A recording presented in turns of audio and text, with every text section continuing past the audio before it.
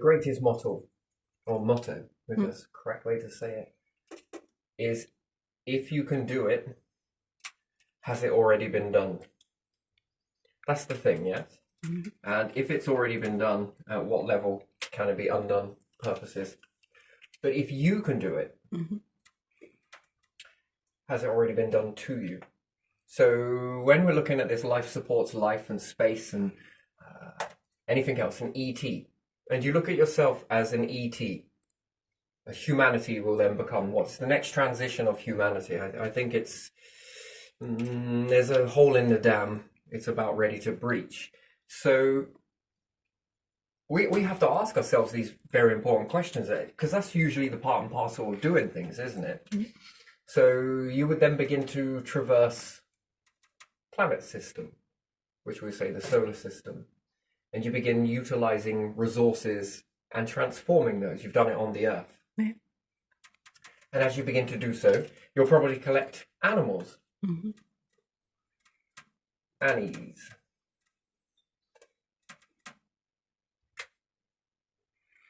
And if you keep a few, depends on how you'll do this, you'll keep a few spare, no doubt, to keep them growing close proximity to you. Yeah. But if you put these on a dish, Mhm.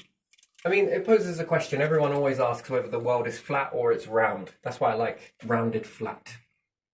Because, yeah, in some levels, I don't think it really matters. But even still, that poses a question of whether you can make a planet that is a dish shape Mhm. with an atmosphere that you kind of half-arsely hold on to it. Do you reckon you could make a planet like that? What is a UFO, if not a flat dish with a bubble on top? Yeah. Mhm. It's an interesting pattern, right? Mhm. So could you make that larger scale? It's possible, isn't it? Yeah. That's interesting. But even still, if you put a load of animals on a particular planet, a biome, and they were there, and you put in all the healthy plants that you can eat, would you use the star to cook those? Because it all then asks another question: how do you eat? Yeah. How do you eat? In space, how would you eat? Individually, or would you eat collectively and come together and have a massive meal, a massive festival? See, it changes all of your traditions. What once was, perhaps, is meh. And the new traditions come out. And what's that? What would the harvest be? That once you've collected all of your resources Mm. for a year, and if everybody brought back all of the resources that they found and shoved it into a massive pot at the end of the year, Mhm. we often see this depicted in movies. The resources in the movies would be everyone comes in with a briefcase of money and empties it, and the next person comes, and the next person comes, and then you've got a big wad of cash. Yes, that's usually how it works. Yeah, Mhm. but what happens if you did this in space? What are you going to do? Come back with money? You'd probably have a tradition and make that into some sort of wallpaper somewhere. Anyway, but you come back with resources, Yeah. and let's say you go begin to tip these into a collective filing cabinet, so to speak. Mhm. Yeah. That's your harvest for a year's worth of collecting, Yeah. hunting, and gathering. Mhm. What are you hunting? Planets, stars, moons. Yeah. And what are you gathering? Resources. Mhm. To do what? To feed you, to make biomes to go on to feed you, and different things like that. Now, on a particular planet, what happens if you then have a load of animals? Would you have a celebration attached to that where there's loads of food? Another celebration? What type of food would this be? That's another question entirely, isn't it? What type of food would you have? Would it be a big meal? Would it be like a hog roast that only is able to support X amount of people? So a spit roast. Yeah. How many people can that really support? That's the problem with a spit roast. Yeah. The more people that come, someone's got to count heads because that might not be enough. Might need two. Now might need three. But even still, that's a small gathering of people to the wider populace. Yeah. So let's look at it that then we're going to have a hog roast in space Mm. where it's going to feed 9 billion people. Assuming that all 9 billion people were to eat this particular type of food. I know there are some different religions and stuff like that, but there again, let's just assume that you would eat that. How would you cook it? See, that's another question then, isn't it? How big a pot do you need? So on the planet, if you were to feed every single mouth on the planet, now remember, money will become a thing of the past. Farming, shops, it's not going to be the same. It seems pointless. Anyway, so let's just imagine you've got a planet. How would you cook it? How would you prep it? Do you need a planet-sized pot? A moon-sized pot? I don't think you cook it all together. You don't think you would cook it all together? No, maybe next to each other in a variety of groups. In a variety of groups? Yeah, that are next to each other. All together, but not in one big pot. It's a tradition that utilizes group. And you'll think it will be all single. No, not No, single. it's going to be a group. Like a festival where Like a people festival. cook different meals So a next to each moon other. with animals particularly on it, and different types of plant material, and an abundance of atmosphere, plus mix in with some salt, water, save seasoning it later. Mm-hmm. So salt water would go in, fresh water would go in order to feed these. Mm-hmm. In the process, in 1 year, how much would they breed and fill the void? Because you know that it would happen. How quick would it take the livestock, the plants and everything else to whoosh? Would it take a year? Therefore, would it take 2 years? Could it take 3 years? What is the ratio of that? Then it depends on how many you've put down. Yeah, and what kind of animals are they? So farming would be then different as well. So it would be biome farming. Hmm. You think people are all going to go vegan? I don't think so. No, it's not healthy anyway. No, I shades of grey on that one. I think it has to be worked to a point where it's an idea to go vegan, but I think you have to be responsible about doing that on a planet where things can change at any moment and none of this is in your control. None of it. Humans, easy. Weather, systems, planet, that's a different beast altogether. Meteorites, that's different. Star, okay, fair enough. Other stars exploding, that's a lot of variables to be in control with, and you can't deal with a variable in humanity. That's an interesting thing. Very interesting. You're kind of focusing a lot of resources onto something that seems meaningless if you can't control any of the others. Mm-hmm. And that's to control what? A person to make you feel better, but you can't control all of the other variables. So therefore, pointless. But you could, if you go to space, yeah? Mm-hmm. Stabilize the environment, stabilize this. Then that opens a door or a question of vegan. But then there's another way of how to reach. You have to transition slowly. You have to work with the evolution. You can't do it here on the earth and turn everybody vegan. Mm-hmm. Because what happens if there's an ice age? That's a question. What happens if there's a meteorite? What happens if something hits the moon? What happens if something cloaks your star? What happens if there's a variable that we just don't know about? We haven't experienced. We're just assuming. That word unprecedented gets used an awful lot in things, in situations. So therefore, I could say that pattern would go forwards then. If something happens to the star, big meteorite star system exploded a very long time ago and the hunks fly towards the star. The star deals with it, but it cools off. It's not got a lot of energy to push out because it can radiate into this object that is equally as bigger than it. It can put a lot of energy into that. How quick will it take to heat that, depending on how big it is? We're talking about a star after all. This is pretty big. Then we're talking about what type of chunk went into it. Thermal radiation is going to radiate into that first before it reaches the planets, I assume. So there are multiple ways to cool down a star. One, accidental and natural process, just how it is. Another one, hit the moon, blow off some of this debris. That's an interesting thing. Here's another one for you. So the planet, yes, if you were to use a magnifying glass to hit this bit, you couldn't do it because you would cook the planet. That's what you would do. You would end up essentially cooking the planet. However, if you know that how much starlight is actually hitting the planet, and at what percentage, so if there's 30% hitting Antarctica, assuming, perhaps, and you have another 30% here at any given time, depending on the tilt, yes? Yeah. If you were to block this and make that into 0, you could increase this central area by 30%, and there shouldn't be any destabilization to the planet. Still getting the same amount of heat. The question is now, where is that heat going? So we put a lens in the center and we put a shader here. And this one's going to increase it by, let's say, 60%. Yeah. But you're going to shade now, so it's going to make this area twice as cold. And if it makes this area twice as cold in the same process, then you can increase the heat into the areas where most of humanity live.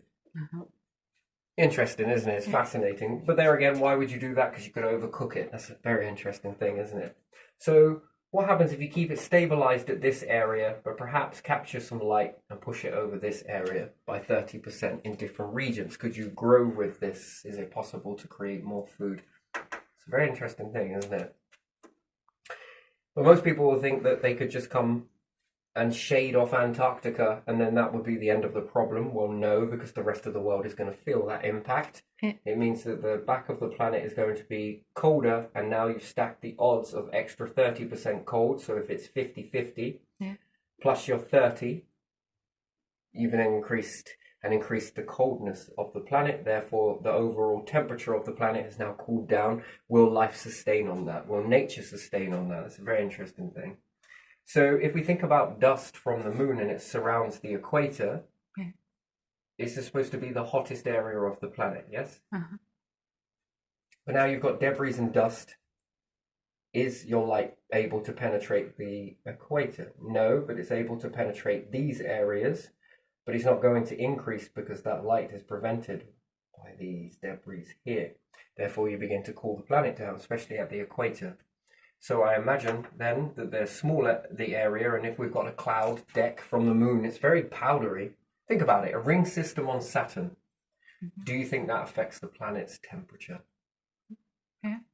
So imagine that around the Earth. Do you think that will affect the planet's temperature? Yeah. Therefore, it make it colder. Yeah. Do you then think that that small adjustment, although it's very big actually, at what level do you think that that will begin to freeze? Because the backside of the planet is enshrouded in darkness, and now the equator is. So you've added a percentage into this, and the equator is usually the hottest, but now it becomes the coldest. So therefore, does it make it more colder if it's more hotter due to its... So therefore, it's closer to space. We could say, if we don't understand thermal radiation, the absorption of the thermal, it's an interesting thing. No, I can't say I do, because mountain peaks are very confusing, and so is the depths of the ocean. You would expect, where there's no light at the bottom of the ocean, that it would be more freezing under the ocean in Mariana Trench.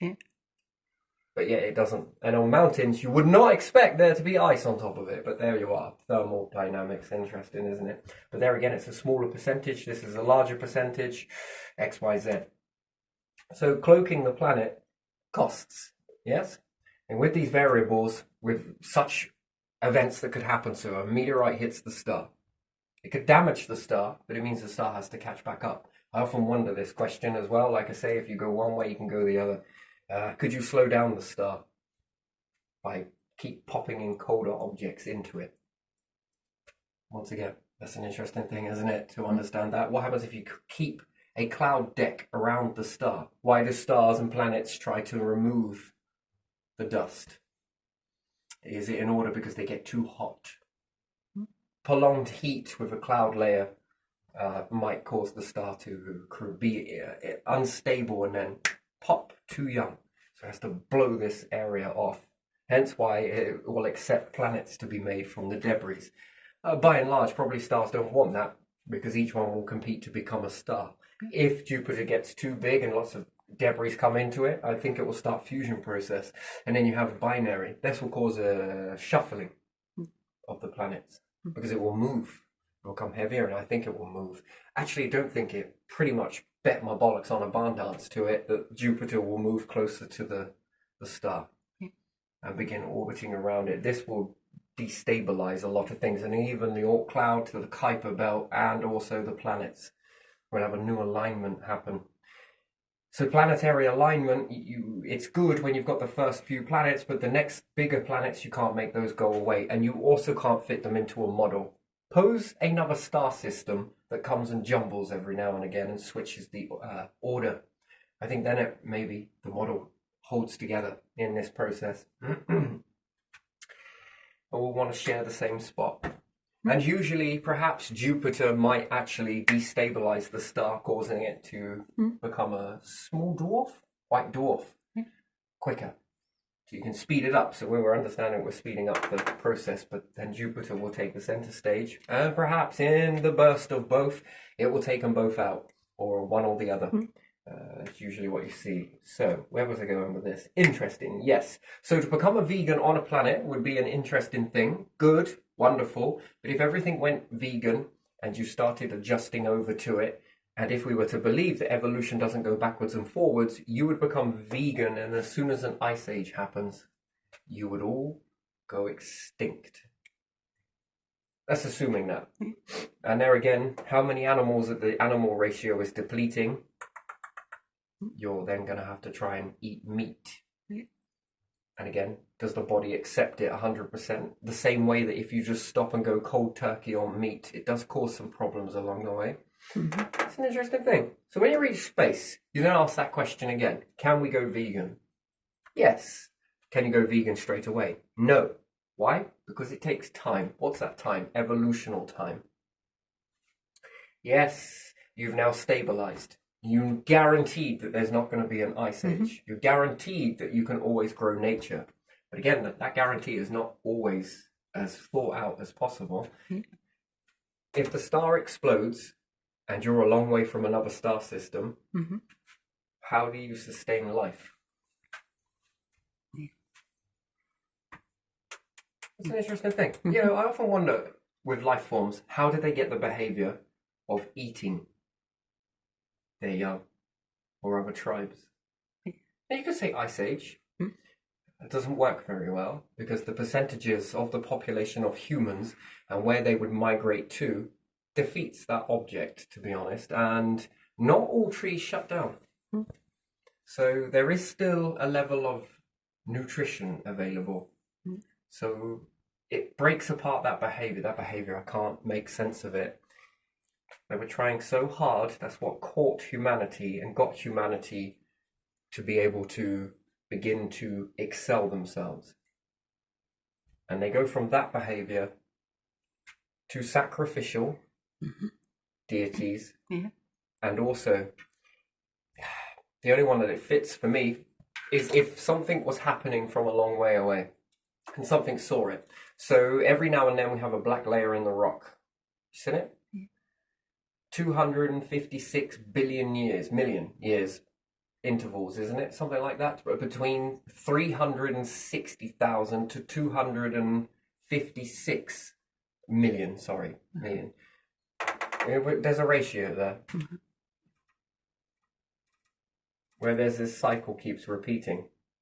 And in fact, we seem to see a lot of extinctions each time this layer happens. So that's an interesting thing. So with that ratio, that gives me an understanding that life takes roughly this many years to establish until it becomes anywhere near decent. It reaches this threshold. So we could say, how long ago were the dinosaurs extinct? Is it 365 billion years ago? Million? Not billion, that would be million. Yeah, that would be but million. I don't know how. Maybe. Who cares? Anyway, let's just say 2.5? 256, would we say? Million?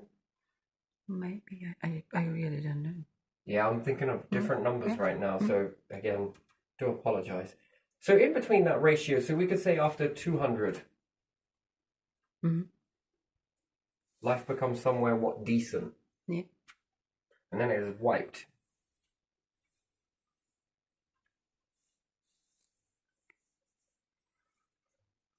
I mean, that's a hell of a pattern, that. Yeah. And that pattern is, I will pay attention to it. And what events could keep periodically happening in that succession? That's the bit that doesn't make sense. It's too repeated almost perfectly each time. Make sense of that. So meteorite, what that repetitive.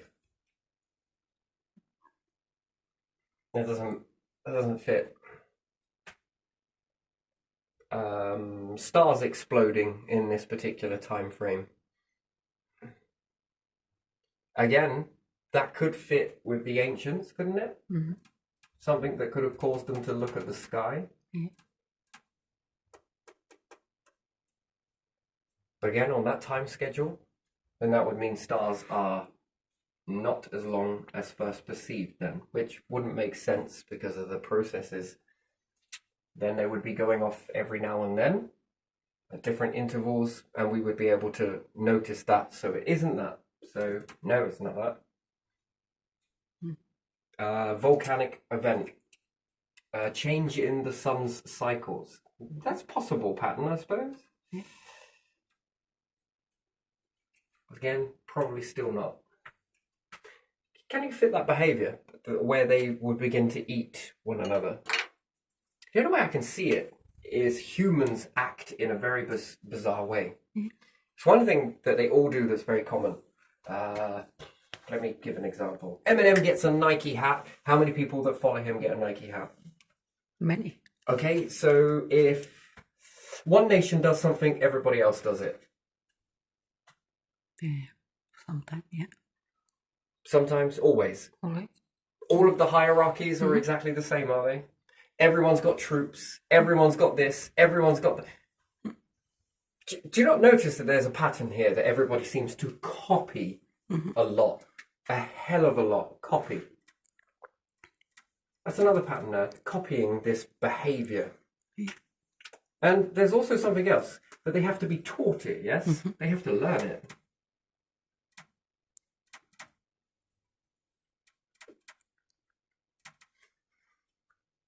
That's a behaviour that sticks throughout the ages, doesn't it? That seems to be what has built the empires and everything else. Do you find that unusual behaviour, that? Would you agree that that is something that happens? Yeah. Yeah, I would.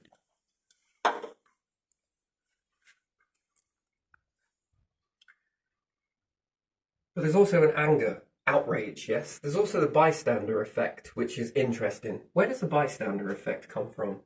What is that all about, where people just stand by and do nothing? Because they feel powerless. Yeah. It's an unusual, but again, that's an interesting... So we agree that largely there's a bystander effect? Only a few people stand up to certain... Yeah. Copy, learn it, stand by, and therefore that's the bystander effect. I find this stuff very strange. Yeah. Eerily. Yeah. Almost like it's entrenched into the human psyche. Feeling powerless. To what? To copy that power.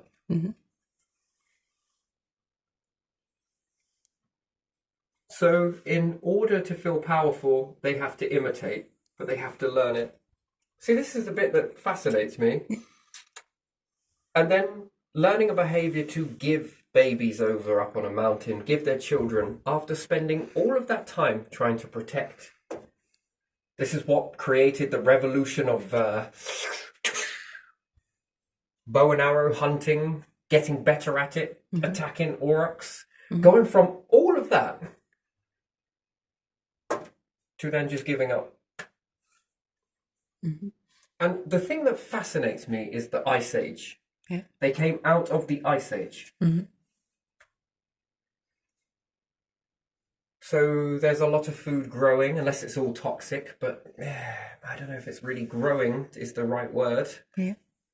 Because they would have learnt the stuff that was open and would have adapted to probably eat, drink, and take from this stuff. Then all the small stuff starts to grow after that, perhaps. It's not perfectly all icy as we think it is. Like, we've got hot spots on the planet. These will get hotter, no doubt, as time goes on. They also get colder in other areas, so it's a bit more cold spots. And yes, intensity, we lean more into winter. But but it's behaviors that come from that don't make any sense. So they come out of that particular situation, and then they are learning very quickly about tools, and they're spreading this around for everybody else to learn. And they're getting really good at it to the point where they're creating life forms to go extinct. So there's a level of protection and battle. So in that psyche, if anyone is attacking or sacrificing their children with weapons, you don't think that they would end those people with the weapons, yeah? Yeah. Don't you think they would eliminate these types of people because it would create some sort of anger because it's not sacred? And they would have eliminated these people very quickly. But they didn't. Doesn't fit the behavior. So they would have weapons and have arms and perhaps... So whatever this particular force was, this stuff was not good enough. They could bring down everything apart from this. I often look at this as ET because I often look forwards and I also look backwards. And I ask the questions that if we can do this stuff, has anything else? Yeah. And if there's been multiple black layers, what lived before? Yeah. Are we sure it's X, Y, Z? Have we seen more intelligence and less intelligence? Good question. How many other life forms do you reckon have ever left this planet? That's another question entirely. Ask it about any other. Yeah. And the only thing that really fits that behavior, Pet, for me, is something happened. Something powerful happened where they knew that they had to bystand, to be the bystander. They tried, but something didn't work. Something more powerful than them. And if it was other humans that had copied it, therefore there was a level of not understanding this stuff, but understanding it enough. And then there's this copying to think that that is that powerful, and if it feasts, and this was another thing that we were talking about, I asked the question, why does humanity not eat old meat? Why does it never eat old meat? No, because it's chewy. Because it's chewy, because it's hard to eat, because it's not great, because of all of these excuses that you would think are grounded in reality. And they were given children. So how would they have known that? Because it fits a behavior that we're doing now. Yeah, and young, innocent people as well. But humans didn't copy that. No, they were eating elders, right? Yeah. So there's still that sacrilegious event, but also the sacredness of not children. It was elders in a group to absorb the power. What is that message about absorbing the power? That's an interesting thing. So if something did come down that was more powerful than humanity and they fucking knew it, they copied it, and they were eating humans, and they probably thought that that's how they managed to get powerful. Maybe I should copy and do that. And we would be powerful too. See, look. And maybe they had some big stuff and some very impressive stuff. And humans were like, we want to do this too. And began carving and began... That's interesting. After the life forms had changed drastically, what did we see? The depletion of dinosaurs and the rise of humans. They're the next food source, right? Or assuming that we are the next food source. Are we not? If dinosaurs go, what's next? Would you not test that food first before you... What are you going to do? You come across a planet full of life forms. Well, there don't seem to be any intelligence. Yeah, this one's all right. Yeah, have a go on this. What's that? Ketchup. Oh, that's better. Try it.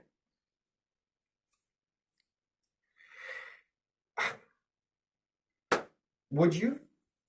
And then there's a difference between it, isn't there? Then this leads me on to something else. Because, you know, it's very crazy to imagine this stuff. I think that people would feel that way. but you're doing it. Where are the aliens then? Where are the aliens? Hey, hey, hey. If aliens ever called up, I'd go for a dinner invite. Go look in the mirror. Go look at your wife. Go look at your husband. Yeah. Go look at your children. Go look at other animals. You are alien. You are existing in a universe, yes? The very definition of alien is you. Yeah.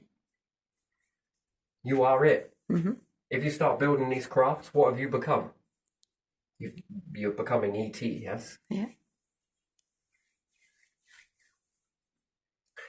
And then it gets me thinking about festivals and how it would develop human minds. Mm-hmm.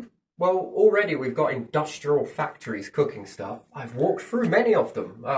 I worked through some of these. Interesting. Big ass fucking machinery, right? Yeah. It gets morbid. I know, it's terrible. But I was counting how many chickens were there per moment and how many were being cooked at per moment. Yeah. So everyone was teaching me this like it was fucking brilski. And I was like, oh my shit, man. Some people were talking about brake horsepower and shit. You're cooking 250 chickens per second on a spit. Anyway, so one end is in, one end is out. It's usually in twos, threes, something like that. Yeah. Do you know how many chickens it took to do that?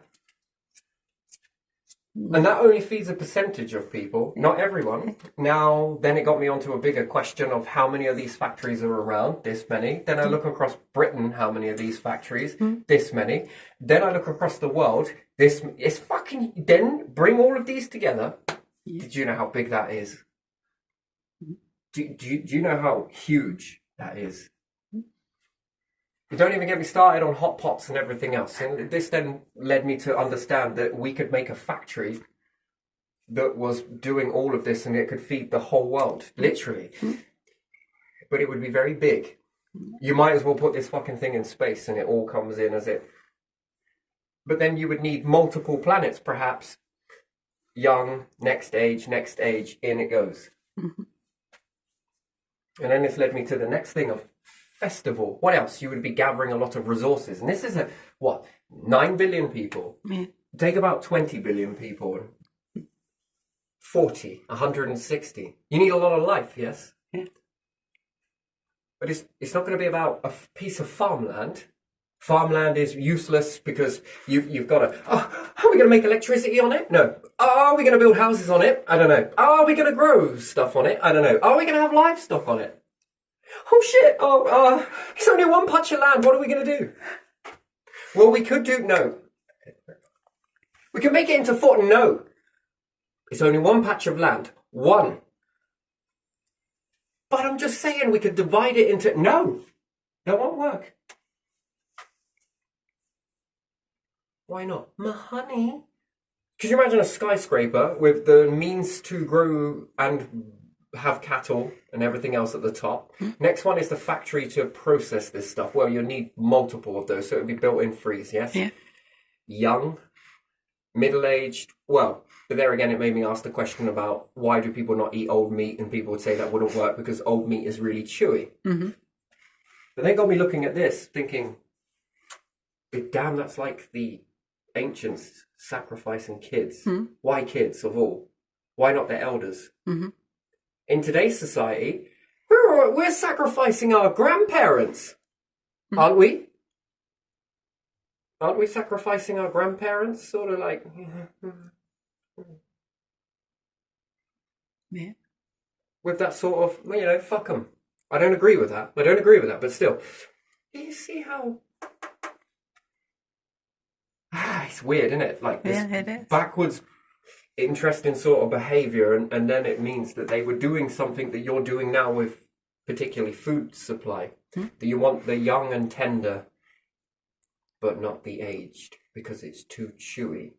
Which is a weird thing to become epi about, really, isn't it? Could you imagine if you built a society, if we have 2 planets and I was going to clone humans, and the ones that did know and continued this way, and the ones that were opposite that went in a different direction. These ones were told to worry about sweat under their arms, which is the most bizarrest thing I think I've ever seen. When I ask people, they're like, oh, God, go put some deodorant on. Should I smell better for you now? That's better. Okay. So you would eat me then if I smelled like this? I would. Good. And they pick up their animals and they lift their ears up on their animals, especially if dog owners. Do you know what they love? What? The smell of the dog's ears. They do? Yeah. Have you ever smelled a dog's ear? No. You should try it. You've had a dog. Yeah. You never smell his ear. Well, he had ears that go to... No. No. Not like... You don't ever smell them and be like, "I love you." You smell a cat. You hold it and Yeah. Yeah, smell the fur, but not like in the ear. so contradictory. Yeah. And then I'm like, and now me? Oh, God, you stink. This smells really good. Are we sure we're the right species? Are we the same species? No, we can't be, you know. Some people like this with snakes as well. It's an interesting thing. They love the smell of all of these things, but yet humans? Fucking hell. You should get a few corporations in there. Why? They'll make that smell very bad that they give you a nice 40 quid though. We're losing on the deal. You're not. We are. Look at this. It cost us like 56 billion times to make that in price. And we're letting you have it for like, well, 40 quid? Anyway, so still, this is this whole weird and very strange thing. We make ourselves smell nice. Why? E.T. will be like, fucking hell, this one smells alright. Should we, barbecue this one? Put it on a spit. So yeah, we've got this whole young'uns get sacrificed to these deities and really strange fucking stuff. Now, is it because they wanted to absorb that power, that same power as these? In order to become that powerful, maybe we've got to eat our own. So therefore, that would tell me then, did they look like humans? Wouldn't that make you think this way a little bit? So anyway, moving on. So if we imagine a skyscraper with multiple layers, well, you don't need multiple layers. You just need one layer until they've reached a mature enough age, not too chewy, not too tender, somewhere in the middle, which is fucking brutal, right? Yeah. And then if I had another planet over here where they would eat it when it's chewy and be like, I love how I can chew this meat. Oh, it's just so chewy, it's so good. And these ones are like, oh, this is so tender. These ones would eat it young. These ones would let it have a life first and then eat it. I mean, that would be an interesting thing, wouldn't it? Now, as long as you never told these ones that fresh meat was tender or anything else like that, they wouldn't know it, would they? They'd eat it when it's old because of the sacredness of animals. Do you really think the hunter-gatherers were like, hold on a second, what? I just need to get my kill, for fuck's sake, what do you want? It looks a bit old. I think it might be a bit chewy. So the behaviour doesn't fit. I just can't work this out. That half of the fucking humans were giving away their children and eating tender meat and different stuff like that, and the other half were just like, any meal's a meal. So we got this level of intelligence with this thick as shit. I don't even know if I want to say that, but still, this sort of... unless something taught them that. And it might have opened Pandora's box. But there again, they were eating the elders to absorb the power. So that falls apart. And then all of a sudden we're like, wait, do you know, if you tried this tender meat, all this time they've been depicting fucking, giving goddesses and whatever else off, and deities and sacrifices and everything else at young age. All this time, and only now you fought to eat younger animals. Fuck, that's tender. I didn't like it before, it was too chewy. Got stuck in my teeth, and I couldn't make a toothpick.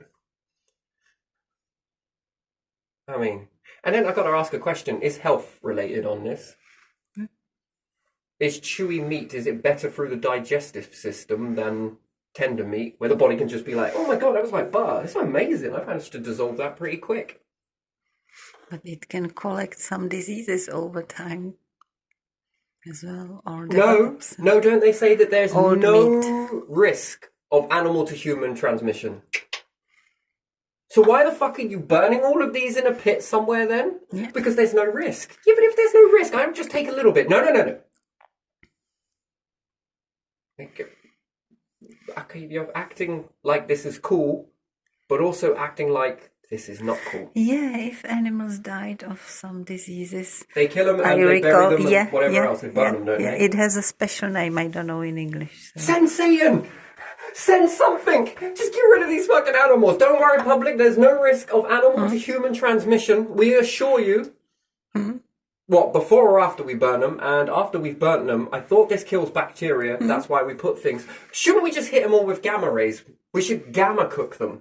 Why is that? Well, don't you do it with dentist tools? You put them through the gamma rays machine in order to get rid of all the bacteria and everything.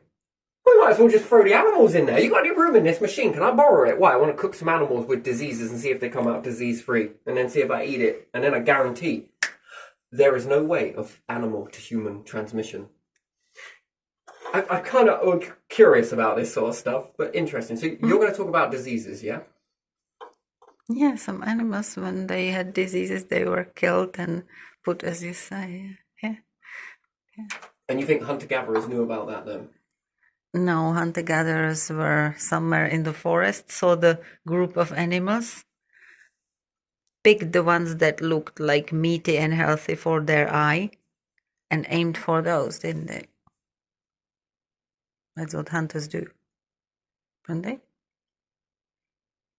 So if there was some animal that was like hobbling over there somewhere, I don't know if they would eat it or if they would take it if they couldn't get any other animal, maybe. I don't know. So if you are an animal, you can't spread diseases with each other then? Of course you can. You can or can't? Can. You can? Yeah, you can. So if a cat eats something diseased, it will get the disease. That's an animal, technically. That doesn't mean that it has to. So we can have animal-to-animal transmission, but not animal-to-human. Oh, we can. Humans are not animals. No. Look at the recent development with the hantavirus from rats to humans, and it kills humans. And before there was COVID, wasn't it? They said it came from animals too. Yeah, that's the interesting variable, isn't it? It only takes one human to get sick from something. And then this can... when the numbers were small, this wasn't a threat. Now the numbers are big, this becomes a wake-up call. And we've still got companies. Do you remember looking in the loft at the back of the last property with all that rat and mice shit? There was so much there that there was less in pet stores. And you know the concerning thing is? Who removed the carcasses? Yeah. And I mean, where did the carcasses go? What, did they all eat the poison and then fuck off out? Yeah. And I wonder what was with the people before, because the neighbors said that someone was really sick. Really sick. Did they have something from the rats? Well, you've labelled the whole place with arsenic, surely, in order to get rid of the rodents. Then there are holes in the roof at one particular stage, so therefore water came in, and you can tell this on the mould prints. If this got into the arsenic, this has trickled through the walls. This is why I think it should be criminal, literally criminal, for any housing association to even ever act like this. Why? Because the risks are far more bigger. You can't act like this when your numbers are big. That is an extinction event. And if I kill one person, it's manslaughter. But what happens if you lot end up killing a whole population because of your lack of giving a shit about anything without checking anything? And they have to check this, by the way, because it's mandatory that they go and check it. But when they fail to do so, then it asks you another question. Should any of those members be running this company? Any of them? No. So who's in control of that? Because this is not just extinction for your island. This has basically, this affects the whole world. One person gets sick and and if it's something that no one can deal with, and then we are a product of the whole entire world then, isn't it? We're responsible for causing an extinction event. Fucking hell, put that in stone somewhere. Our grandparents would set traps for animals like that. They wouldn't put poison everywhere, would they? Well, you just make it so that they don't get in the first place. So, but that requires you to look after it. And it's amazing for me, the person who I really feel for in that situation is the person that lived the neighbouring house, because that stench. And then there's the arsenic in traces. It's all right, it's gone a nut. Come here, Saffron. Don't worry about it. I'm going to give you only a percentage of arsenic every day. Yeah. You should be fine. Come here. Line up. Why? I'm not going to do that. No, it'll be fine. There's only trace amounts. You expect people to live in this. Come on, you take the trace amounts. Off you go. You'll be fine. Come on, off you go. You'll be fine. That's like mass murder. What do you think would happen to the people that created extinction events to be responsible for this spreading around the world? And who's, you can't play these games. You used to play these games so well back in the fucking, your family's generations used to play these games really well. Yeah. You just didn't give a shit. But now there's more people to care about. You might not care about one person, but one person gets sick, goes to a hospital, does this, rah-de-rah-de-rah. That's probably why the paramedic never came. But how would they know that information about the house? Trying to isolate you in that situation, isn't it? That's what it felt like to me. And these people like Saffron doing this. And whether it's other people they say that made them do it, I would like you to come here. Why? I want you to stick your head in that oven for me. You love doing shit that you are not supposed to do. But go on. Oh, come on. Yeah, you know how it is. No pressure. Go stick your head in there for me. I also got some stuff under the sink as well I'd like you to try next. You often do things that, See, that's another question I'll ask on that. Interesting, isn't it? Responsible for the whole extinction. Would you imagine if these built spacecrafts, would you trust it? No. No, because it's favouring this over anything else, yeah? And it proves that someone was up there around all that shite putting in the solar panels. Yeah. When it comes for money, oh man, they're there walking past the asbestos, everything else, the mould. Someone was up there to fix the roof, the holes in the roof, but no one fixed the rat shit. We just covered it. I didn't even do that. Just left it. Just make it in the tenancy agreement. Do not go in the loft. Why? Because if you don't know, it won't hurt you. Got it? A bit like ETs, really. Yeah, that's an interesting thing, that is. That's mass extinction, that is. That's an impossible event that can happen. And it's about humanity bucking its ideas up, really, isn't it? Oh, we've got like 7,000 houses, we just can't be everywhere. Well, then it poses another question. Should you then cut your limit? You should be getting rid of them. Corporations couldn't give a shit. People do give a shit. If you were to give that to someone, they wouldn't let it get like that. Or maybe they would in some circumstances, mentioning no names. Wow, that's interesting. We're all in this together. We fucking sure are. I'm going to get that on a t-shirt. Might fly it. Fucking hell, Saffron, Saffron Trust. We're all in it together. Diseases, this. It's an interesting thing. Yeah. And there comes a mindset from that, because we're in our perfect little office out the way. We don't need to deal with that, and it's absolutely ridiculous, isn't it? Yeah. That's disgusting. That is disgusting. That's fucking criminal, that is. And then anything else that wants to get involved with that? I'm not going up there. I'm not going in the loft. It's your job. And you failed. Environmental health, that is not it. Yeah. And you recorded that. Not going up there. That's why they left so quickly.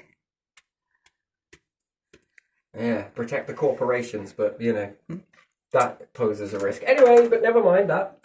So if you have one that are eating meat that is chewy, would they complain about it, or would they learn to love it? If you had one group of humanity not caring about how they smell, do you think that eventually they would begin to accept it?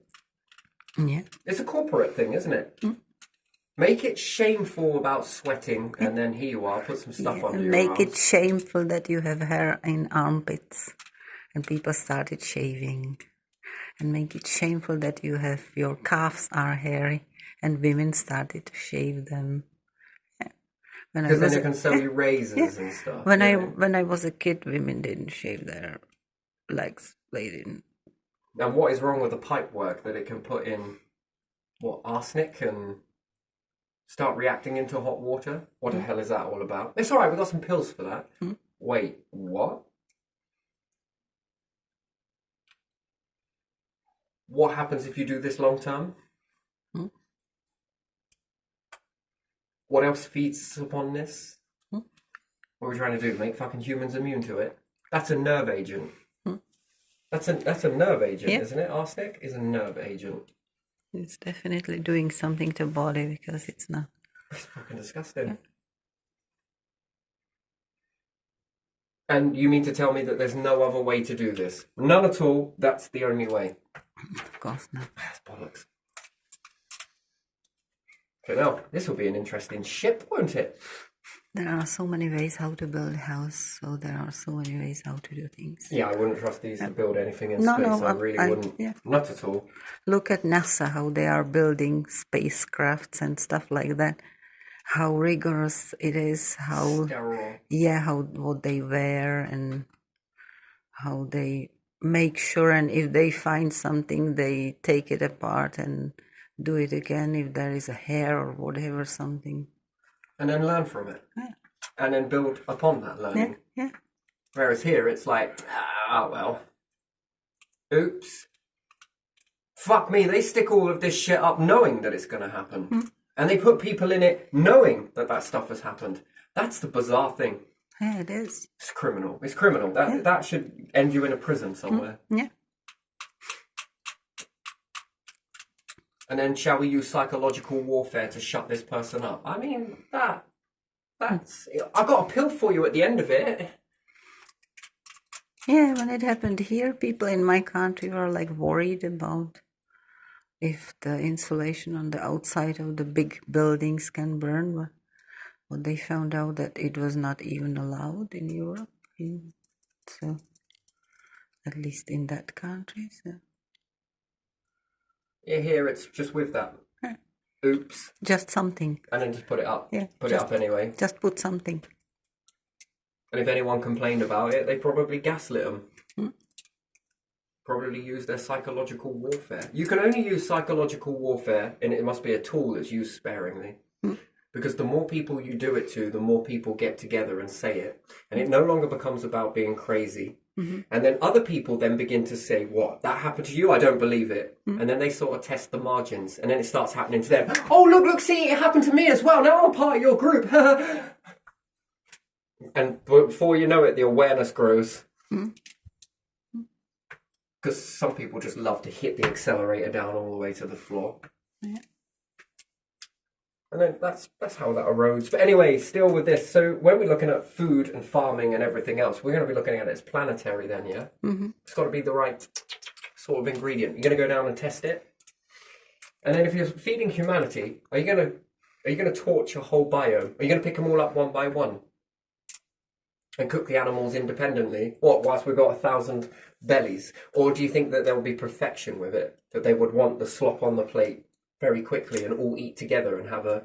And again, this would then move towards that.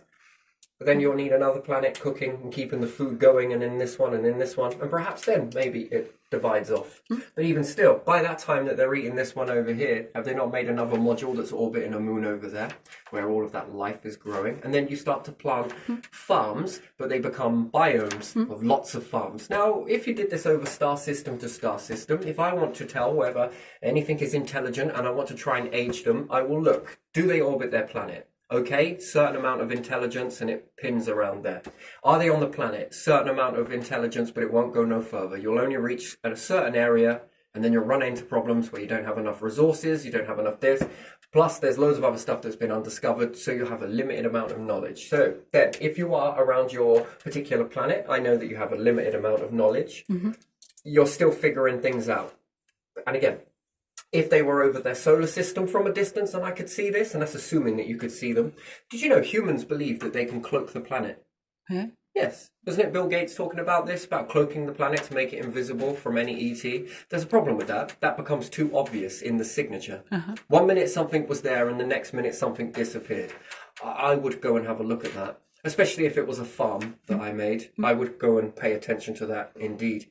Or if you saw it from a distance and it's supposed to be a particular colour, but it changed colour, something's just happened there. Has my crops just died? Or, oh wait, here's another one for you. So let's say you're going from star to star, and then you see life forms equally similar from one star system, and further back there's another star system, and they're on this star system, and they are transforming everything as they go. That would tell me that they are incredibly intelligent. Not only do they know how to maneuver through space, you know how to maneuver through a planet, right? So first it starts off with the planet. You understand how to travel through the planet. Then you're around the planet. Then you're around perhaps a few stars and planets in between. And then eventually you're back and forth. Your knowledge grows each time. This knowledge works for here, but it technically only gets you started here. This knowledge gets you here. This knowledge gets you here. And by this time that you've done this amount of knowledge devouring and speed, you get faster and faster, and then you become more abled with it to the point where that you're doing it. It's like playing a new game. You get a game for the first time, you haven't read through it, all you know is it looks pretty good. That's all you've got, that information to go on, the starting ground. And then you start the game, and by level, you get a little bit better. And then you start the game again. In this particular cycle, and then you're able to do it. You're acing it. You're doing it faster and faster, and you're getting really, really good at it. And you're starting to memorize things and how to maneuver, and then you're learning things. I suppose the game only limits you to a certain amount because you can then begin to learn to maneuver. That's interesting. The next one's out. Then from star to star, that's now quite a distance of traveling. Again, what about if I see these and I see their same signature movement, and assuming that I had the capability and means to do it, which possible, I then see them over another galaxy. Question would be how they got there. And then that would make me understand, I don't probably want to fight them. Something else that we'll begin to notice. I'll assume that they're still on the planet. Based on that size, based on what life usually looks like, it's going to require resources. So there's going to be a limit to how many grow there. But then you start to see them over their whole solar system. Now we're seeing multiple solar systems. Do you know how many numbers that is? Now we're seeing them over multiple star systems. Star systems, a galaxy, even a whole galaxy, multiple galaxies. That's an interesting thing. Are they cloning? Have they got developments? What is their protections like? Have they been plaiting their DNA strands to make themselves stronger? Have they enhanced their brains? Have they enhanced their capability to see? We use tools, cameras and stuff like that, but imagine being able to do it with what you see. And the video has come from your perspective. As opposed to third person perspective, it comes from your perspective, and the video is recording and then it's updated online from my perspective here and from my sound. And that would be an interesting thing, wouldn't it? But again, with that, I'd be able to enhance capabilities, because not learning about the software of the mobile phone and have to update the processor and RAM and this, that, and the other, and understand memory a little bit more. No, you're doing it in the brain. Is there a new update? Is there a new way of doing it? Is there hardware? Is there software? That's an interesting thing, isn't it? You begin to develop more and more and more. But each time I grow with these, how many farms do you think I'll need? Assuming that I'm sustaining food off of this, and I keep the food with me, sure, but I also make sure I've got lots in multiple aspects. So if I'm drinking water, I've got planet-sized vats of water that we can all go and take at any time. Large amounts of it that it overdoses. It seems ridiculous in nature. You've got life forms that are about this big, but your water supply is this. Where would you rather be? Playing catch up all the time or be ahead? Now your food.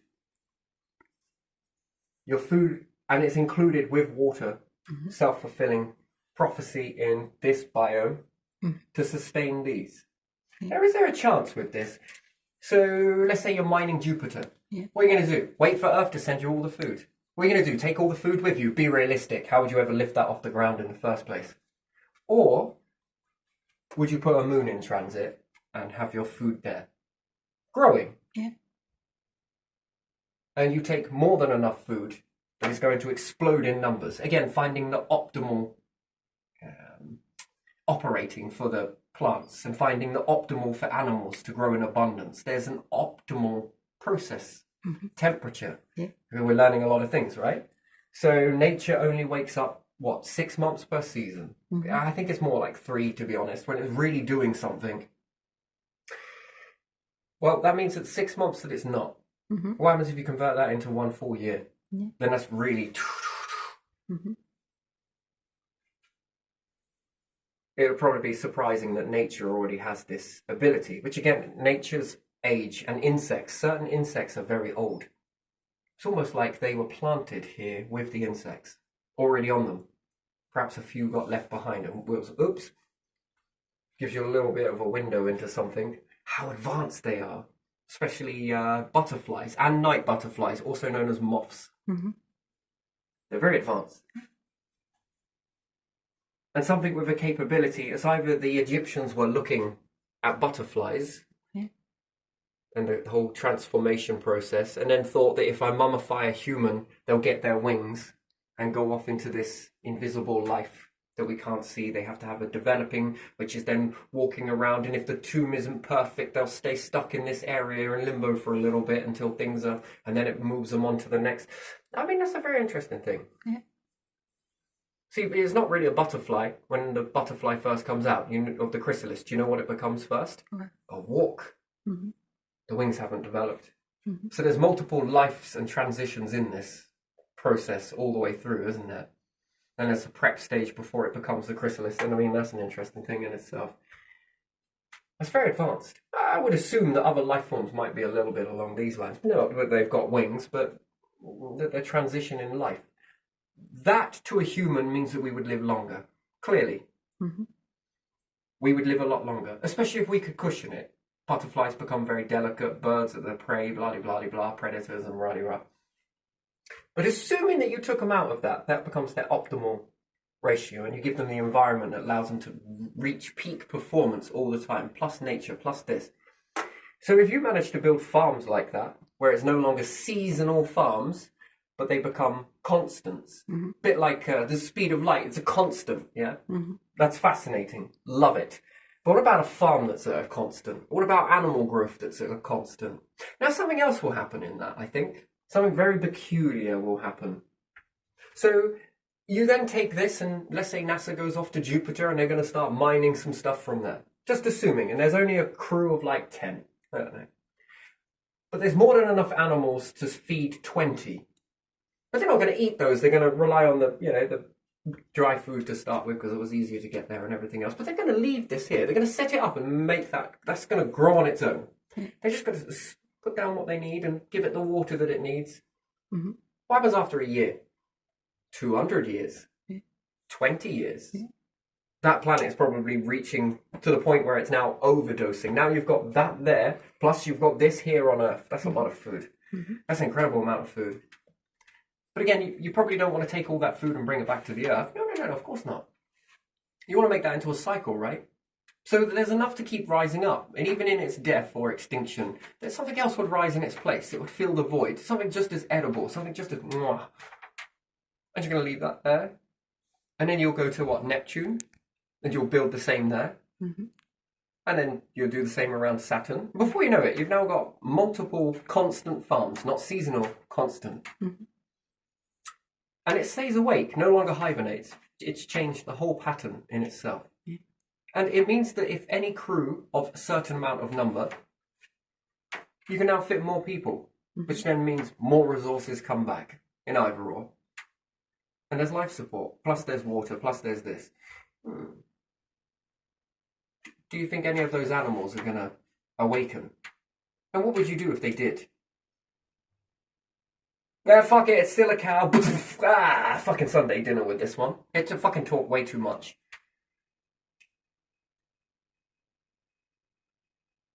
What if it says to you, I don't want to be at dinner?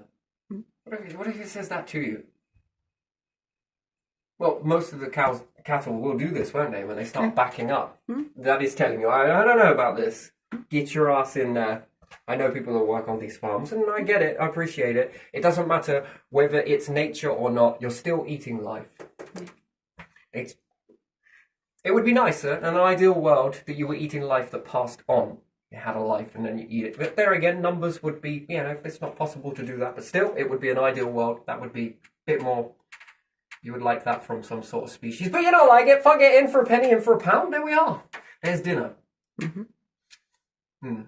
Would you care if it spoke? Yeah, probably. Do you think people would care more? I don't want to go through that. And I mean, it would have to learn to say that. Maybe it says it in a grunt. Yeah. Maybe it is saying that, but Maybe you haven't don't translated. But you understand. still wouldn't care anyway, would you? It's still meat. I don't know. I can't tell. You often hear Didn't it happen to mainly when I know people that hunt or do things like that or work on farms and stuff. It's usually the females that say, "Oh, that's so cruel," and then they rip open a cellophane packet with chicken breast in it and start cooking it. I can't see how you can ever do this. I'm just like, man, that is so two-faced. I'm impressed. Can I join your club? You like two-facedness? I know I am not two-faced, for the record. How is that cruel when you're fucking forking a fucking chicken breast? Yeah, but it's different. Yeah. Now let's change the subject to chickens then. Oh no, you can't do that. But anyway, but you often hear this. It is a girl thing, isn't it? Sometimes. And sometimes a man thing, but it's more so females. But I think it's just the jabbing of the partner or whatnot. I don't know, that's interesting. People will call it cruel. You take a chicken, fucking wring its neck, start plucking all of its feathers out, hang it up by the neck, fucking slit it out, gut it. And you watch everybody in the community, fucking meat eaters and all, going, oh, the neighbour but one from me just fucking gutted something in the garden. How cruel is that person? They probably talk about this while barbecuing loads of meat. That's the funny part. I find that interesting. That's apparently cruel. Yeah, he didn't do it humane. Have you seen the way they kill this shit? Yeah, but it's humane. How do you know? Want to go? I promise. You know, you ever get an illness, come see me. Why? I'll put you out of your misery if you want. Apparently this way's painless. I'm not sure I want that. Are you Just sure? one shot. It's humane. Yeah, but it's humane for animals. There's a difference. Well, that would be an interesting thing, wouldn't it? Boy, that would be interesting. Yeah. And then I often look at this whole, and not because it's right nor wrong, but what about if fucking E.T. we would like some sort of fucking farm, and we went wrong? And then I asked the question, if we were growing foods around different planets, what happens if it starts fucking talking? Or it becomes intelligent and it starts making shit mounds? Fucking castles out of shit. I don't know, whatever it may be. Maybe they like dinosaurs and they ate too many of them and they didn't rise again. Because that's big animals, isn't it? Who knows? Yeah, they're big animals. Yeah. But is it about big animals? And then what happens if your food starts to evolve in real time like that? I mean, it's a hell of a fucking menu, ain't it? Yeah. Dinosaur, the fish beforehand, then dinosaur, perhaps. And a little bit of vegetation for a bit. Oh my god, I feel so healthy. Humans, fee, fi, fo, fum and all the rest of it. But, you know. I don't know. Then what's next? Snakes. Oh. Some bugs into it, like a spice. Yeah, then there could be the rise of the insects. Yeah. Arachnids. Yeah. I think they already have been big, so they already had their... Oh, I can't wait to get round that area. The star will be ready. Oh, so will dinner. I can't wait to see. It's like a Kinder Egg in a fucking planet. But the surprise is you don't know what you're going to get. What life forms this time? Anyway, morbid, but still, would you do this yourself? That's the question, isn't it? Yeah. And the answer is yes, wouldn't you? And, you know, but I'm hungry. It's them or me. Look at their sad little faces. God, you watch people grow when you say, is it going to be a dog dinner today? Or a cat's dinner? Would you eat your cats? You would eat cat, wouldn't you? We spoke about this once before. Would you eat cat? Well, it wouldn't be your cat. That's what you're about to say, isn't it? If I just thought about it. Well, I wouldn't eat my cat, but a cat. Is that it? Yeah, I think sometimes people did that in my country. There's no shame in it. Pretended it was a Mincemeat. rabbit or something to someone, and then they told them that it was a cat. And it seems bizarre when we say humans are on the menu, right? Snakes, they'll eat you if you're small enough. Yeah, and the big ones especially easily as one. Yeah. flies. And they fucking love a good nibble on humans. Crocodiles. Crocodiles. Yum, Oh my yum. god, man. They don't Yeah. even wait. Yeah. They just swallow it. Yeah. They're a bit more brutal. They pull it all apart first and then we'll have a little bit. Bears will eat you. Bears, foxes, anything really. Pretty much. Yeah. You go wandering in the woods and they'll say, well, the animals had them. Do you think animals eat humans? No. No, we're the top of the food chain. Wait, what? Most of the other animals are fearing us because of our capabilities. That's why they don't eat us usually, because they're a bit like, not sure. Yeah, but go to wilderness when they don't know you that Yeah. much. Yeah. They'll fucking eat you, won't they? If you sat there with a newspaper swatting all of these in the fucking nose, all of these animals that come at you, they'll be like, oh. They'll tell their kids it. No, you better fucking tell them it. You're in a jungle with a newspaper, like fucking, who's next? I swear down, then all of these animals will be, after evolution, a little bit of time, they will then begin to, I'm just going to go the other way from these fucking things. They always smack me with newspapers. This will happen. It seems cruel, but it's also humane, right? It's the easiest way to tell them to fuck off without actually damaging them too much. We can try that with grizzly Look, bear. I'm going to be honest with you. You guys are a maybe. If I wipe you all out now, we live safe. But if we ever stop getting cows, you're on the menu. Do you see the problem? So it's going to have to be a newspaper, I'm afraid. Or we all go vegan. We all go vegan somehow. We wash all of the meat, veg. We're going to wash it all, and then people will be like, "You're so cruel." Do you know that's a live tree? Yeah, I know. I like the nuts, you know, but they're tree nuts and they're tree eggs. Yeah. Oh shit. Maybe I'm going to go and eat some dirt then, isn't it? It's almost like this life supports life, right? And we're dependent on it, and it's dependent on us to a degree. You could grow your meat, I suppose. Yeah, this one. And all of this behaviour with the ancestors. I don't know. Yeah. So do you see, it's easy to go forwards with it, but it's also easy to go backwards. And then you look at it and think, wait, has this ever happened to us? Hold on a second. What did they say in the pyramids again? What did they write over here? What were those old tribes whittering on about? Oh. Oh. Okay. That sounds eerily familiar, like an echo loop. Please, alien, if we give you all of this gold, we're gonna take your gold and we're gonna eat you. We're gonna have it both ways. Let's hope they like all of the buildings we built for them then, you know? Do you think that's what made us creativity? To make us look more? Because that's the thing, isn't it? From a distance, if you're humanity on an Earth and you see all of this whizzing around, are you going to go and start a war with them? Well, humans on the Earth made explosives that only wipe them out. Yeah. Are you going to even so much as do shit to the ones that are orbiting around a planet system and a star system? Unlikely. Are you even going to go up to them and just like start firing a load of shit at them? You have nothing to do with it, do you? Let's hope that they're not really intelligent and they've found a way to go past the speed of light. Because our caged belief that the speed of light is the fastest thing, let's hope that is true. Because if they know another way, because again, just because they're orbiting around there, how intelligent are they? Do they have bits of black hole in them? Can they literally fold space then and just appear? Be like, what did you say? I didn't say anything. You can smell that. Sorry, I like that one, but still. And if you would, they wouldn't probably come up to you like that because that would be threat. It would be distance and not being seen, yes? Could you imagine that? That a missile fires, so we understand a nuclear bomb, yeah? Fires out somewhere from space or wherever it is, the warhead. It's travelling down.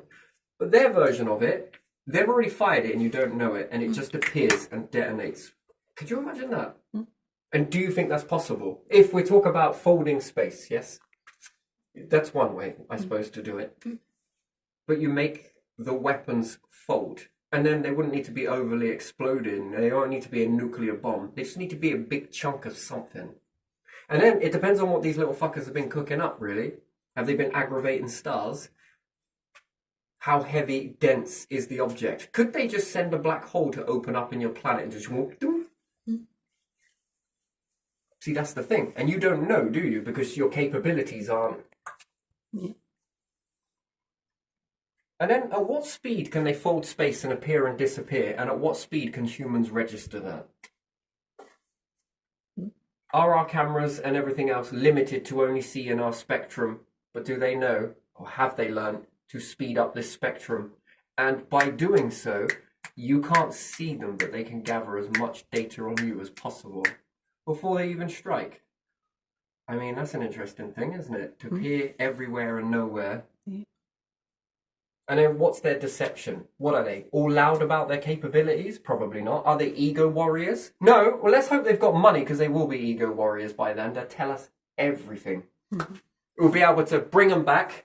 We can take them to Terry something or other, and we'll psychologically try and get the information out of them. Do you think that will work?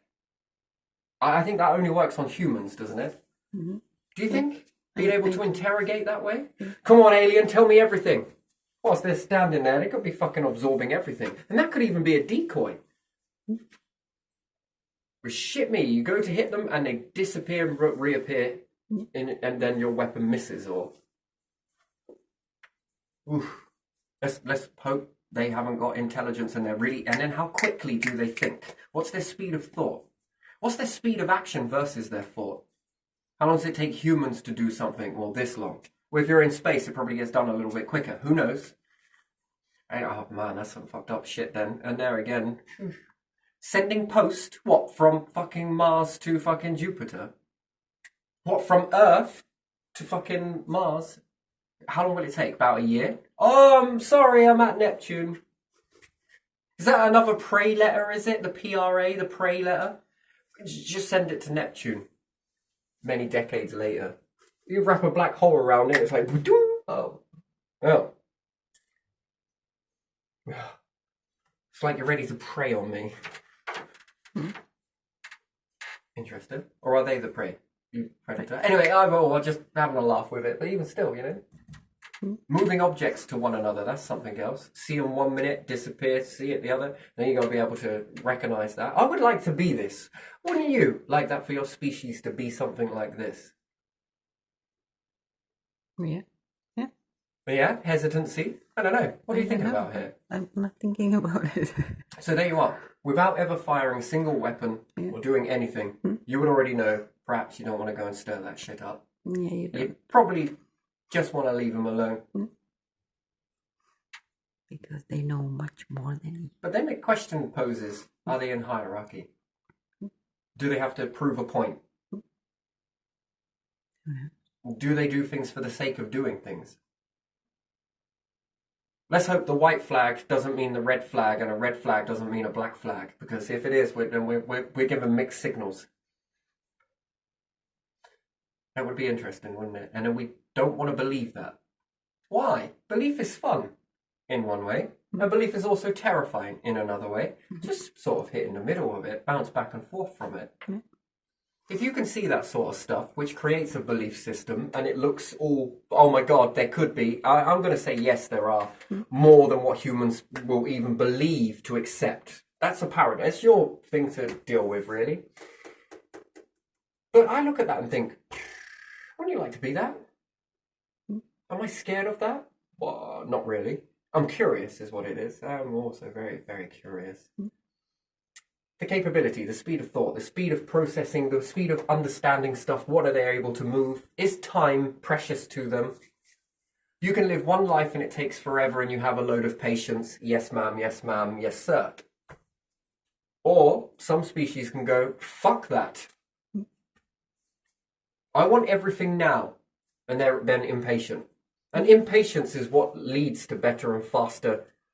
Do you think they used to whinge? Oh my God, how long does it take them? I've been waiting on this shoreline for over 6 fucking months. I've got places to be, but no, they've got to sail through storms, aren't they? They take forever. You don't think people were pacing the beaches like, oh my days, how many more days do I have to do this, Dad? You got to keep looking through there. You got to. They said they'd be here. I've been doing this every day for this long. Come on, look, they must be coming soon. And then when they pull up, they're like, what took you so? Oh wait, where is everybody? Let's go read a tree. Croatoan. Wait, what the? It probably meant got bored. See you later. Fucking hell, waiting for you.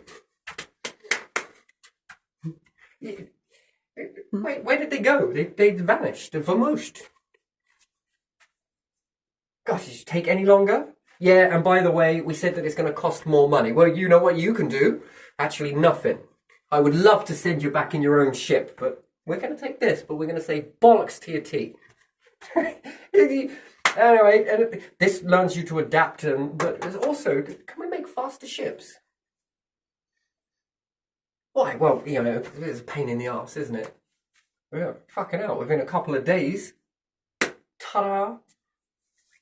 That moving faster, yeah? We've already done this here. Do you think that came from people being patient? Or do you think it came from impatience while being patient? They were forced to be patient but didn't want to, because if they were patient, then we would all still be sailing in ships that were powered by the wind, wouldn't we? Great for the environment, but not good for your patience, is it? Mm-hmm. Or maybe it is. Mm-hmm. Everybody wants a faster and faster car. That one I don't understand, but still. Faster and faster rockets. Oh, that's another one. Oh, don't worry, we're all patient here. No one's going to build anything faster than us. Mm-hmm. Why? Because we're patient. Yes, our rocket may take 400 years to get to you, but it's coming nonetheless. And you'll have to just be patient for it. By that time, you would have roped a lot of stuff around that in order to deal with that. But anyway, there's patience. It's funny. Patience does not work in certain aspects, does it? You can live multiple lives in one life if you are impatient. But everyone tells you to be patient. Do you think that's helpful for society, or do you think that's pretty bad? It depends on the situation. I think patient, maybe it's, I don't know. But impatient... Mission control, you've sent us on a 10-year mission. We turned up and they're all dead. They weren't patient enough. God, we were sending rescue. God, could you not just wait? How inconvenient that you died. It's all right, we'll give them a burial. We're going to put them in Neptune.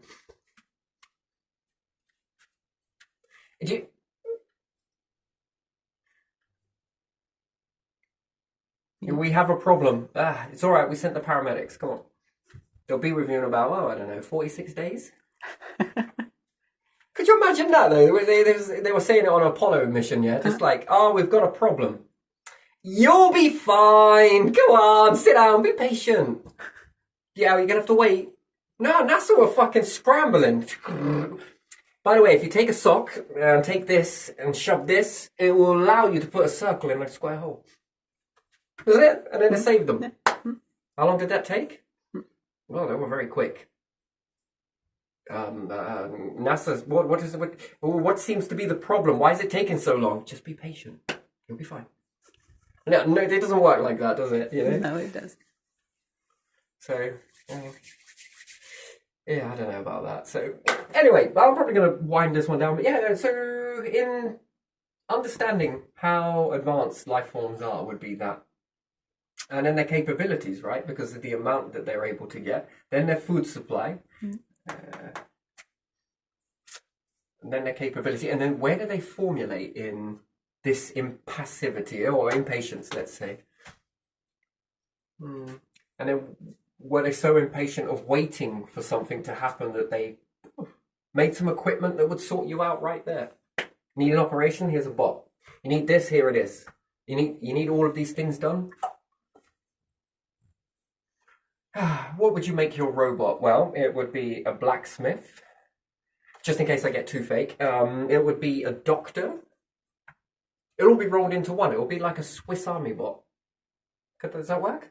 It can do everything. Yeah. Cook, clean, sail, navigate the stars. Oh, it got a little bit of I'll get that for you. Thank you. Dr. Bot. Travel bot. These could be so many, all packed into one robot. You'd only ever need to buy one, wouldn't you? They'd spoon drip you bit by bit the upgrades, wouldn't they? Yeah. For whatever Coming you for need. Christmas. Buy the purchase. This is now Christmas bot. It acts like Santa, looks like Santa. Oh, you sort of smell like it too. £50. Yeah, whatever it may be. Would you like to buy the update? For what? Same bot, but this is a doctor bot. As well as a Santa bot. As well as a summer bot. As well as a playfriend bot. It's all the bots you could ever want and more. I mean, that would be fucking awesome, wouldn't it? Yeah, it's coming, isn't it? It is. Yeah. Version this, version this, version this. We no longer support version this. You have to buy. Hang on a minute. I don't ever remember asking for the murder bot. How do we turn it off? I'm serious. That would be a funny thing. Farmer bot. I call it Giles, just because you can. But you know, would you call it Giles? I don't know what is Giles. Farmer Giles. Just sounds good, doesn't it? It would become an every bot. I'm just doing the brands of the future. Do you think these will be around? Do you reckon it would sell if you asked for a patient bot? Yeah, it would be sitting with you somewhere and looking. You will have patient bot. I don't know. If I would want a robot that didn't do anything, It would be to sitting with defeat the you. object of getting a robot in the first place, really, wouldn't it? It would be patient bot. The only reason why I'm asking you about the names is because in robot, is it from your language, isn't it? Yeah. Karel Čapek invented that word. He was a writer. You got any more? Any versions that you would call it? I don't know. No? You could write the sequel. Hmm.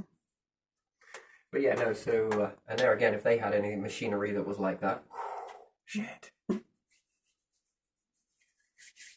Ooh, really begin to dominate the universe then, don't you? And anything else that were to see you, but not see you, what if you were hidden, and then only appeared when you needed to with all of that? That's an ass whooping, isn't it? Mm-hmm. Don't you think, to have all of that hidden and anything get too close? Because it's going to be visible when you're mining stuff. As well, maybe you make it invisible, but wait a minute. That planet over there seems to be getting smaller. Wait, what? Yeah, it is. There's something. We should go and check that out. Take all the weapons that are really good at getting us, but take them all and go investigate. And they get closer to it, and then these things become visible for a very brief second. And it's all over. Where the fuck did they go? Send more! I swear this is the underbelly. Send more! No, I'm just kidding. Before you know, everything's disappearing. Now, what they do with them after that, I don't know. Maybe they're like, do you want to be friends? Yeah, all right. We call these cigarettes. Want one? Oh, this is yours?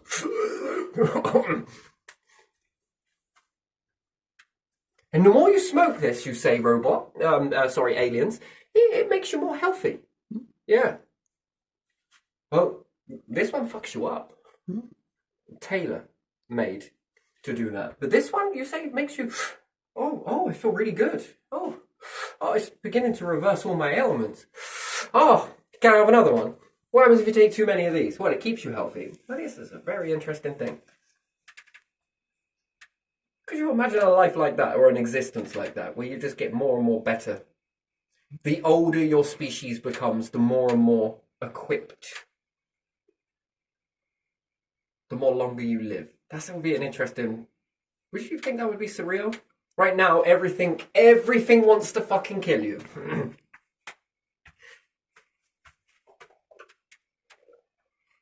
But in this existence, the longer that goes on, it's the reverse of that. Everything wants to keep you alive as long as possible. Do you ever think there would be a time where that would happen? Maybe. You say maybe. It's not like a dead sure for you then. A certainty. No? Anyway, we're probably going to leave this one here. I think I've done enough with the life helps life. I enjoy it. I do. And yeah, you can either look at this as fearful. That's your prerogative. As my cat would say, that's your problem. That's your problem, you know? Wobbling. So if you do get fearful, that is up to you. You deal with that. But if you get inspired, that's the bit. Because it can go either way, can't it? Yeah. And has it ever happened before? Well, I don't know. I don't know if I want to be taking one animal at a time off of there or plucking a few. It would be industrial. Because the bigger the numbers become, you're going to need planet-size farms. Oh, that's interesting. It'd be day and night, but in a very interesting way, wouldn't it? It'd be summer on both sides. Imagine trying to counteract that. That'd be interesting. Where are we going to pull the heat? I don't know. Black holes sounds like a good idea to me. Do you think heat radiates into this? I really don't know. Doesn't heat radiate into a colder object? Yeah, probably. Yeah, it does. So if I wanted to tone down a star, I would move a black hole closer to it, wouldn't you? Yeah, it should not. No, not till it eats it like spaghetti. No. So that it orbits around in close proximity, perhaps the other way around, but even still, wouldn't this cool the star down? It's interesting. That's why I said to you once before that I would be really fascinated. To me, personally, I'd like to move a star away from a black hole that's been orbiting it for a very long time. Right on the verge of death, the black hole goes to take it and you're like, I don't think so. Why not? Because I need to have a look at this. Look, I'll let you eat the shits that I don't need. Because what's going to be the difference from that star? If it's radiating very quickly and it's going into the black hole and it's orbiting around it, it must be taking a lot of heat off of it. So what's the outcome? That's a different ingredient entirely, isn't it? But you never know, because if the star gets eaten by the black hole, or the resources get taken with it, or if it explodes near it, I'm pretty sure it's going to... that was good. Who's next? But it's going to change the outcome of those ingredients, much as you get a load of stars and you orbit stars close to one another. If you make them the same, I'd love to fuse stars. Would you fuse a star? Fuse a star? Yeah, 2 of them.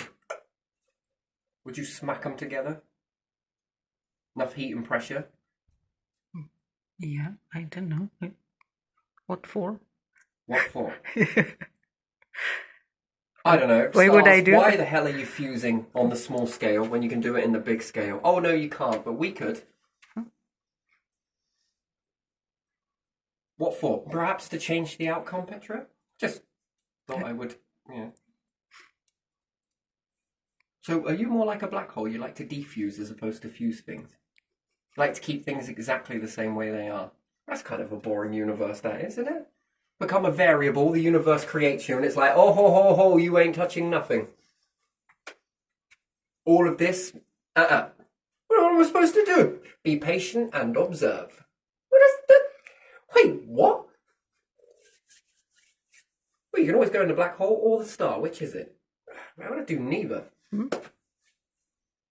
Yeah, sure. We're all in existence to do what? Imagine if you could divide half the universe. Oh man, it gets brutal, doesn't it? Divide it in half. And it all starts off and you make 2 pieces from it. What happens if I fuse these together? Well, it's going to be small but mighty, but what do you reckon the difference would be? I really don't know. No, I don't either. That's an interesting one, isn't it? But Unless you fusing try, you stars, don't know. The stars are fusing all of that shit together. And then I'm like, wait, what? What happens if we put 2 of the little fuses together? If that's what it can do on the small scale, what can we do on the big scale? But there you would need to rear multiple stars at the same time, of the same age and the same composition. But you need big numbers to do it, very big numbers. And AI doesn't get you there. AI and humans get you there. That gets you there. So if you have a plan to manipulate, sounds a very brutal word, but the universe, an Oort cloud, no, a nebula. And you begin to get the stars to go all at the same time with the same ingredients. And you've got, I don't know, a galaxy full of them. But your objective is to slam them all together in their 2s, and then you would have halved what you had, yes? And then you go again. and again and again and again until you're left with very dense. Oh, what do you reckon the outcome would be of those? And then you let it cook on its normal process. Do you think you would change stars?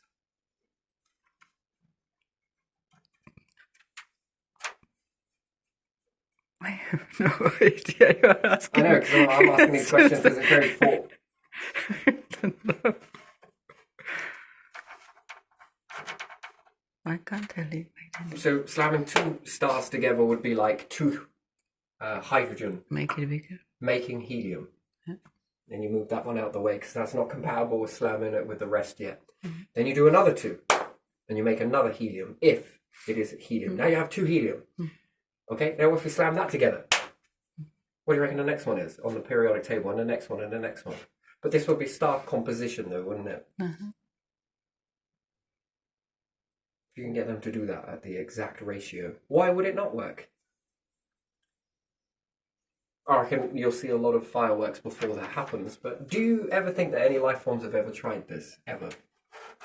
No, I didn't think about that. And people will be like, we would see it happen. Well, might not have been this cycle. Oh, somewhere way too far away. Oh, those ingredients. And then what happens if you do it with a black hole? That's another question. And then what happens if you then take a black hole and a... Do you think that you can make a black hole or part of a black hole and start orbiting stars in symbology to represent, I don't know, an atom? Small one? Yeah. And for the different atoms... Wait, did I say that right? I didn't mean that, did I? I don't know what you meant. For the different neutron and electron, is it? Orbiting? Electron is orbiting. Yeah.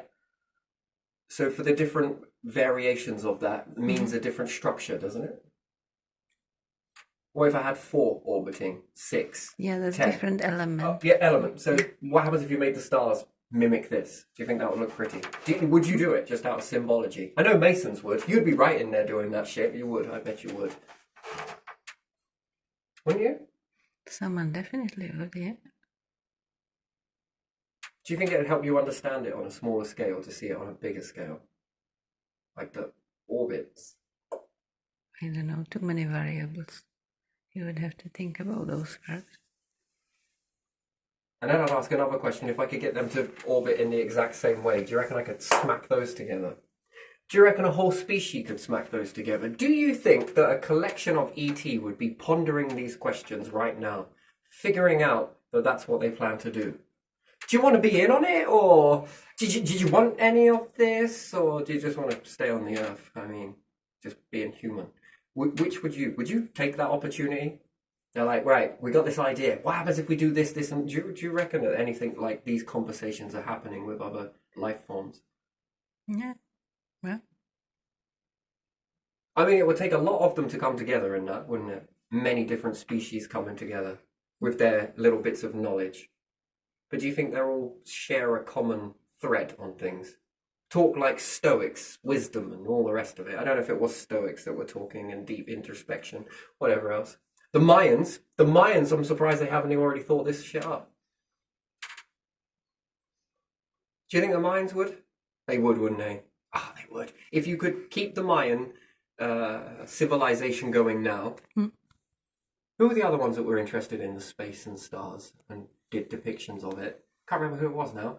One was Mayan, wasn't it? Mayans, there were Toltecs and Aztecs. I don't know which ones. Oh, I know there's been a couple, hasn't there? But if you imagine that their empires, this is why I often link it back to ET, because the knowledge is massive.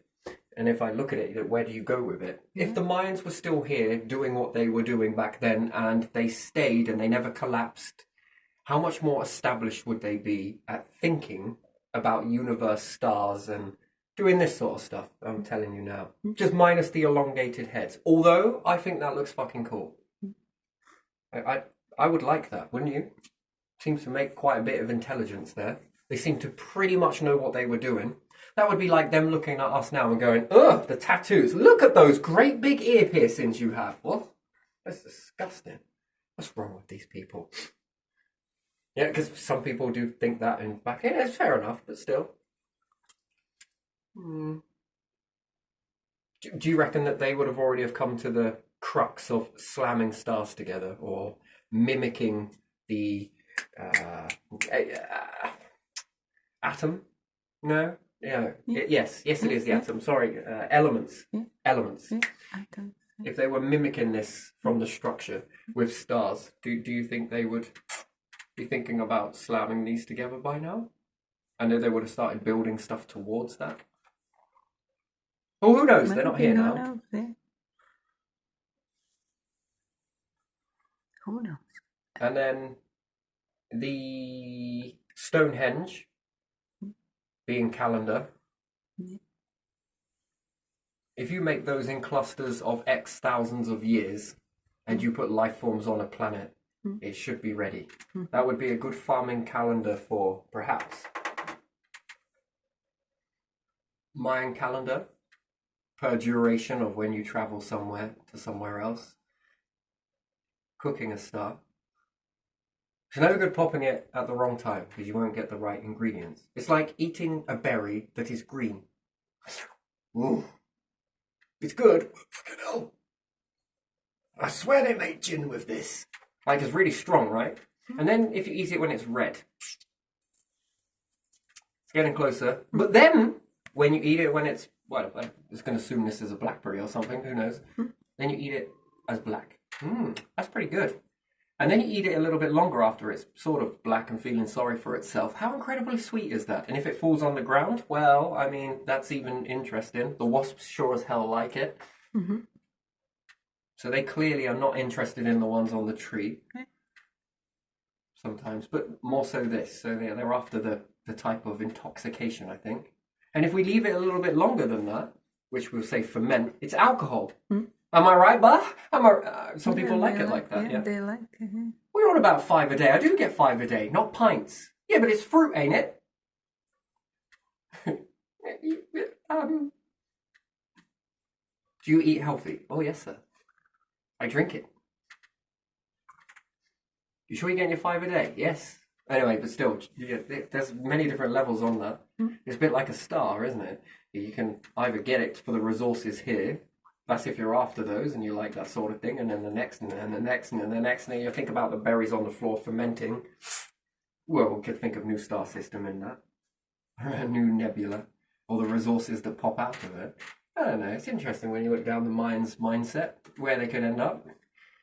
It's interesting, though, isn't it? It's a lot of knowledge. And then Stonehenge, you could think of it as a calendar. I don't know if it works on the Earth. Maybe it does. Interesting. But it seems like a very great big bit of knowledge. And there again, if these individuals were still here, they would already have figured out your farming clocks for space. Don't you think? That'd be interesting.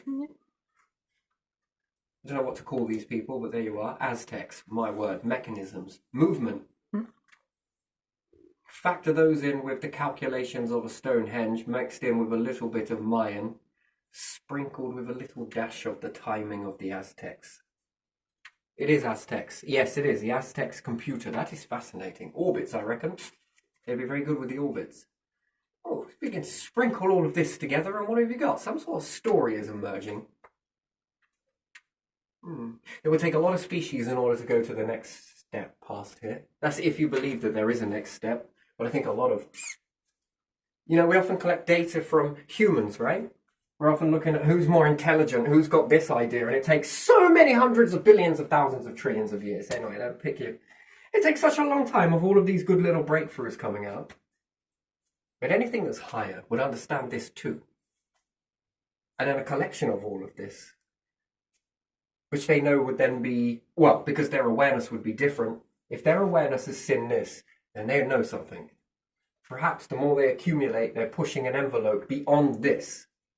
Wow, it's a bit like being invisible with one of these and being visible all at the same time. That's an interesting thing. Everywhere and nowhere.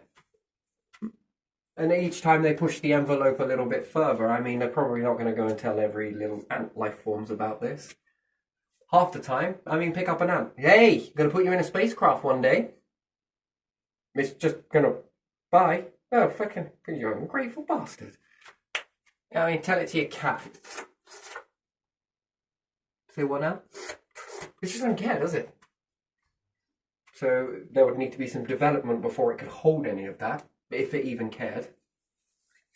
And certain life forms, again, before they reach it, they're going to be in disbelief, aren't they? Nah, there's nothing. Clean out your bong.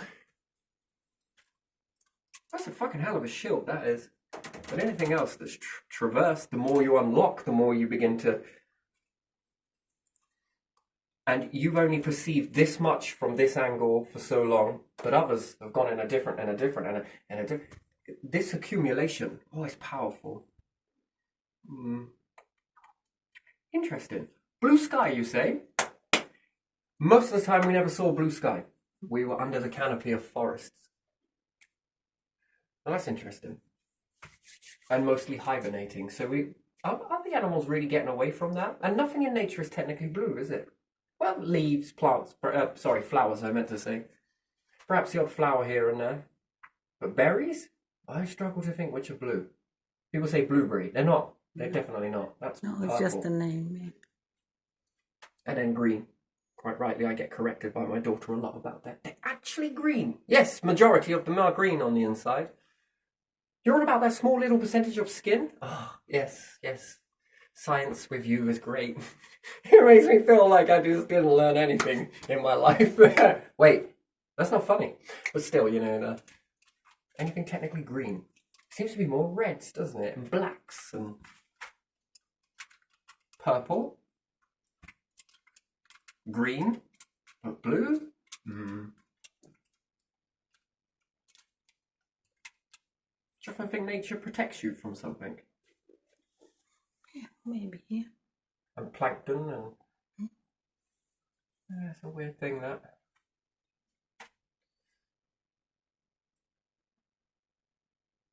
But it also blocks out the red light as well, so I don't know what it's playing at.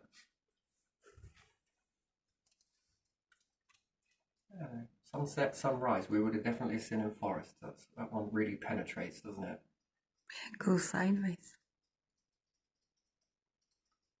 So perhaps it doesn't block it all out then. But still, it's an interesting thing.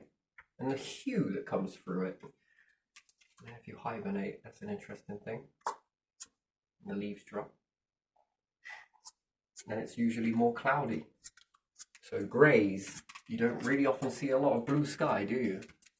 Not really, not in the winter. It's usually very damp, moist.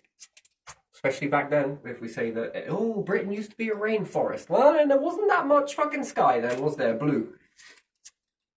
I reckon that would have been more pinks. And especially if we'd have got a good sunset behind that, you can still see the pink hue through it. That's interesting. Just not the blue. Blue, behaviour, blue. Not sure. I'll say it's a toxic thing. And it would be an interesting thing if there are any life forms that made it around a blue star. And they were somewhat humanoid. Do you think if humans ever bred with them, that would be the best of both worlds, quite literally? Yeah. So, either we're food, or we're breeding ratios with other ET. Yeah. Or we're just insignificant, like an ant, or a gnat, or a mosquito. Yeah. There we are. Yeah, I don't know. Anyway, right, leaving it there. It's getting a bit dark now, so let's leave it there. Okay.